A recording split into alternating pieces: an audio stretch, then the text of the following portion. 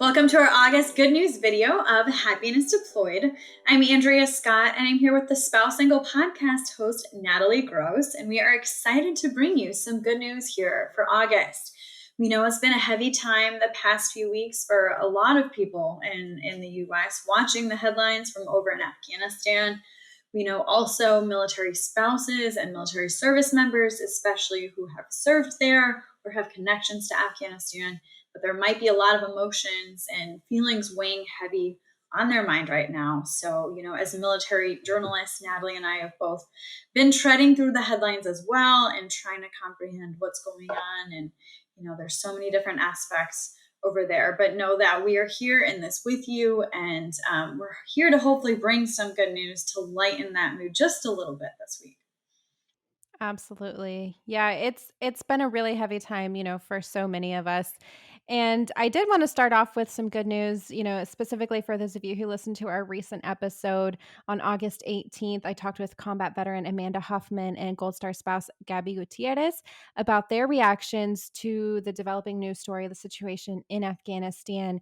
And I do have a good update for you. Amanda mentioned in that episode, she's the Air Force veteran who deployed there in 2010. She said at that time that she was worried for her interpreter who she was communicating with. He was hiding out in a basement. And turns out he actually did make it out of Afghanistan safely. So I know she's praying for many others that she knew, but I did want to mention that update here at the top of the show. That is really good news, Natalie. And there is plenty of other good news. So sometimes it might be hard to see in the headlines coming from Afghanistan and from those who are trying to evacuate or who have evacuated. No matter your politics or what you think about the war or what has been going on over there, these photos and videos of U.S. troops caring for Afghan children are just moving. It is also heartbreaking as it's helping us comprehend some of the desperation that's going on the ground over there. But these photos, at least for me, brought a glimpse of hope and humanity that's sometimes hard to see in some of these nightmare headlines. So the Marine Corps did confirm that a Marine with the 24th Marine Expeditionary Unit, that's the 24th MEU, was the service member who pulled an infant child over a barbed wire fence into safety. We've seen plenty of photos and videos outside the airport there in Kabul, Afghanistan. This video went viral of the infant being pulled over the barbed wire fence. The Marine Corps did confirm that Marines with the 24th MEU, that the baby was taken and checked medically and is healthy, and then was later reunited with his or her father. So that baby is safe and with his or her father. That's really good news. I'm glad to hear that. Well, shifting gears a little bit, we do have some other good news stories that we wanted to tell you guys about today.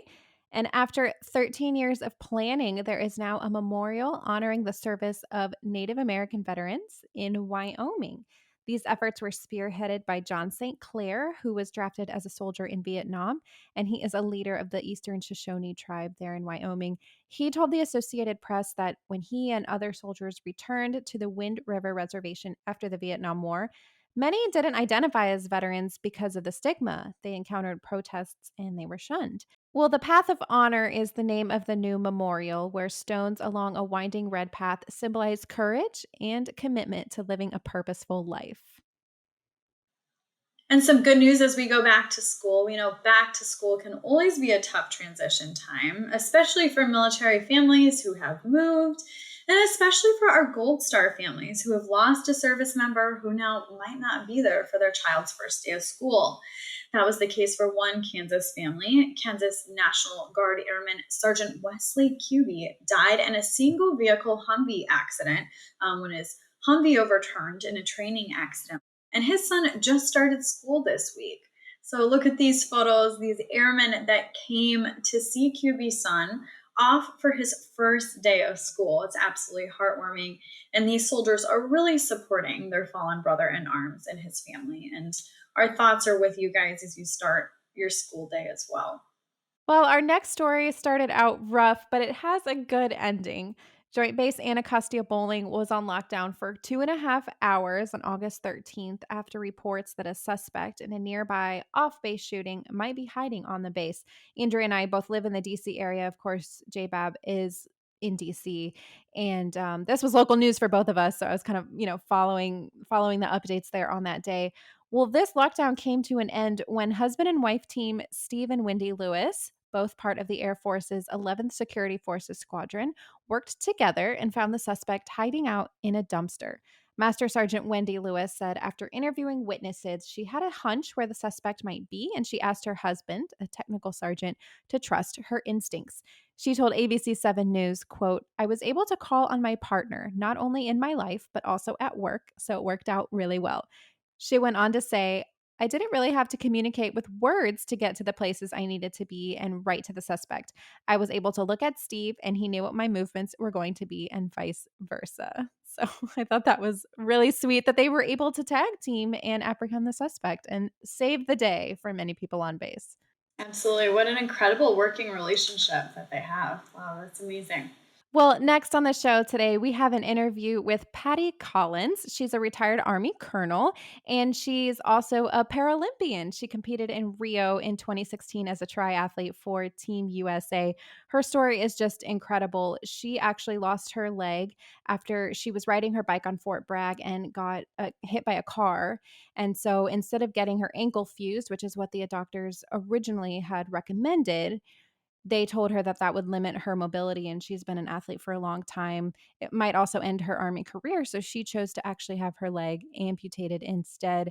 She is still an athlete, obviously competing now at very elite levels, and her story is just really incredible, honestly, and I'm so glad that she's on the show. We're gonna show just a little bit of the interview, and stay tuned to the Spouse Angle podcast to hear the full thing for our full feature interview this month.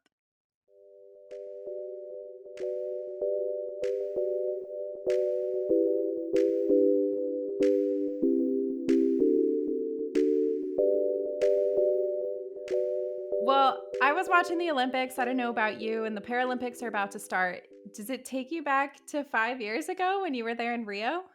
Yeah, 100% it does. I see your memories that pop up in Facebook on what you were doing 5 years ago at this time, and sometimes I think I can't believe I went, and other times I'm just so grateful to have had the opportunity and so excited to see, um what happens in 2021. So if some of us remember, there was very little television coverage in 2016 of the Paralympics, which is a little bit disappointing, but I totally get it.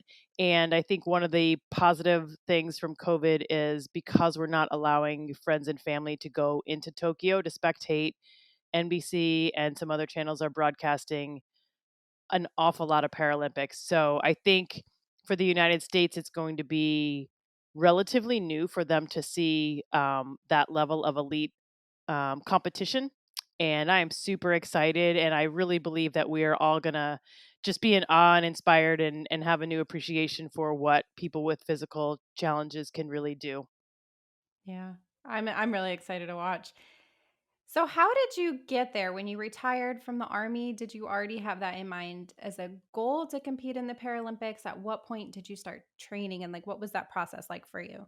Yeah, I'll back up a little bit, Natalie. I started in the sport of triathlon, gosh, over 30 years ago as an able bodied athlete. And it was just something I loved. And, throughout my military career, some assignments you have plenty of time to train and some assignments you don't. And so I always dabbled in swimming and running and cycling. And so then after my accident and then my amputation, I really just went back to able bodied sports. And I was, competing locally in triathlon, and I guess it was 2012. I was cycling mostly, but someone said, "Hey, triathlon is going to be a Paralympic sport in 2016." And that sounded pretty cool. And I didn't really commit to anything at that point in time because I was still in the army, I was still serving. Um and I was getting older, so I just didn't know what was going to be in the realm of possible. And so I did start competing on the international level around 2000, and I think 2012 was my first year. Um and then it became more apparent on you can't just do one race a year and think that that's going to get you to Rio. So there were criteria and things of that nature. So I did it as best as I could. It was very fortuitous, I think, that I was retiring at the end of 2015, and I really had about an entire year before they were going to name the team to go to Rio. So I said, maybe this is a foolish decision, but I'm going to not work for a year and I'm going to train full time and see how this works out. How many prosthetic legs do you have? And do you have like different types or? Because I'm assuming the They're one you use for running and being a triathlete is different than your everyday. Is that? Yeah, that's true. That's true. So when you think of it, it kind of looks like a J or like a little hook generally, or a blade. Like they're not that uncommon. Watch the Paralympics, you'll see a lot of them. So I do have a running leg. And honestly, when I went to Rio, I bicycled in my regular everyday walking leg. Some people have a cycling specific leg. I just didn't find anything that I thought was necessarily better than what I was using. I probably could have had something a little bit lighter, but I was very comfortable with what I had. I do have a leg with an adjustable heel height, so I can wear high heel shoes or boots or something like that. So I have 3 legs in my inventory right now. I still get my legs at Walter Reed. I didn't in the beginning because I was in North Carolina, so I had a prosthetist there. And then after I left North Carolina, I went to Walter Reed. I still go there today. They make some terrific legs. And they are very open that if they're not just for me, but anyone who comes in there and says, I want to rock climb, or I want to ski, or I would like to scuba dive, so I would like a fin, they're going to figure out how to solve that challenge with you. So it's a pretty special place. So you talking about having a leg for cycling and then having the blade for running. Did you have to switch through in the race? You sure do. Yeah. Oh, wow. Okay. Yeah. What is So- that like? Like, what is that process? You get super fast. I'll walk you through a triathlon. So you're not allowed to swim with any sort of prosthesis at, an international competition. So in Rio, for example, we started from a swim dock really about 300 meters out in the ocean. And then we just kind of swam a pattern it's a total of a 750 meter swim. So you start on a swim dock. So already my prosthetic is at water's edge, far from where I am. So, and then you swim. There are some neutral water support volunteers that help you get out of the water. You put on your prosthetic, take off your wetsuit. So for me, because of the distance, I put on my running leg. I ran into transition where my bicycle was. I took my running leg off, put my cycling leg on, put my bike shoe on, my helmet off on a bike ride, came back in, put my bike down, helmet off, bike shoe off, biking leg off, running leg on, running shoe on, and then ran. So it sounds like it's long and complicated, and if you told me like my first couple of weeks of being an amputee that I would be able to do that in like less than 30 seconds, I would not have believed you. But I mean, I've done it multiple times a day for more than 14 years. So it's like anything, you get good at it.